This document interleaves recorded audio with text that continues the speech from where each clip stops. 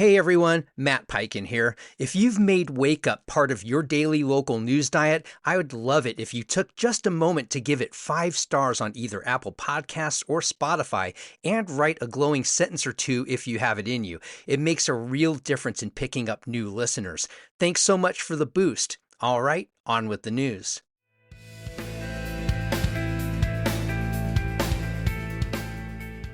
Wake up, Raleigh. I'm Matt Peiken. Thanks so much for closing your week out with me with this Friday newscast for March 20th. Teachers and parents protested yesterday morning across Wake County over proposed special education cuts. The proposal would eliminate 130 teaching positions and reduce the budget by $18 million next school year. The district also plans to end its cross-categorical kindergarten program and phase out a middle school program that provides small classes for students with disabilities. Wake leaders say rising costs force the cuts, but insist students will still receive services required under federal law. Protesters argue the changes will hurt vulnerable children. The school board takes up the budget in April. Read more in the News and Observer.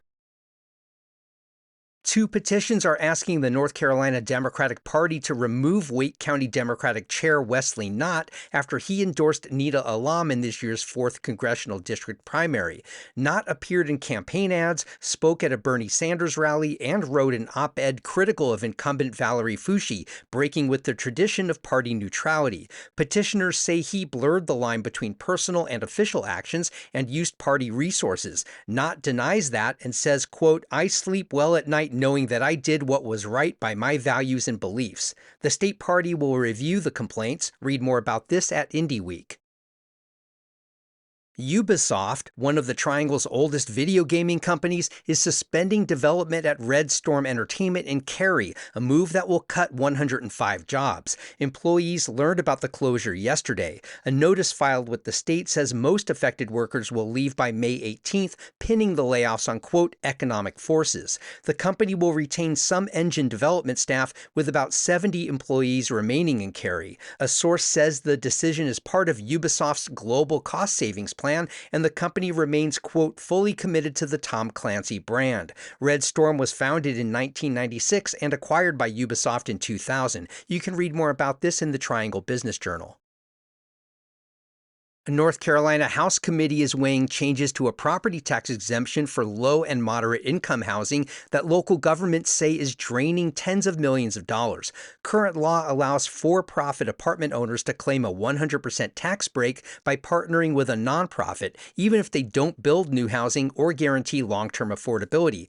Lawmakers want to limit the exemption to projects with government financing, like the low-income housing tax credit, or to nonprofits that fully own and operate qualifying properties. The committee could vote April 15th. Read more about this at NC Newsline. And a 23-story apartment tower in downtown Raleigh is up for sale at a steep discount from its last purchase price.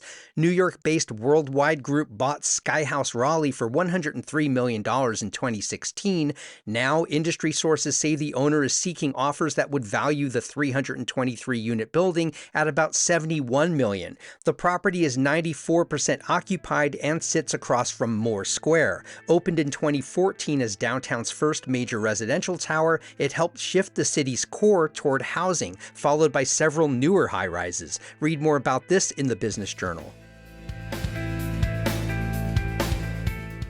As you can tell every time you listen to Wake Up, I draw all the content from the credible sources of journalism right in this city. But if I've messed up with anything like how to pronounce something, or you think there's just something more I need to know about a certain story, you can always drop me a line at editor@wakeupthenews.org. I'd love to hear from you. Thanks so much for tuning in, and I'll see you on the next episode of Wake Up.